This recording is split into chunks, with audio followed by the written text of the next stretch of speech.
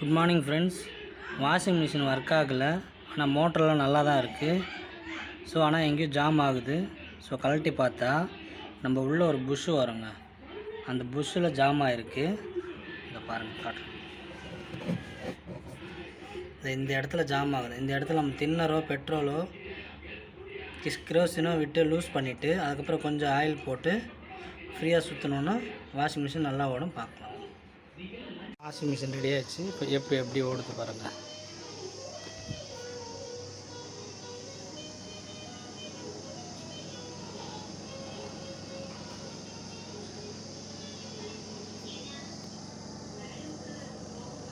சத்தம் கேட்குதுங்களா? சும்மா ஆயில் விட்டால் சுற்றினா நல்லா இருக்கும்.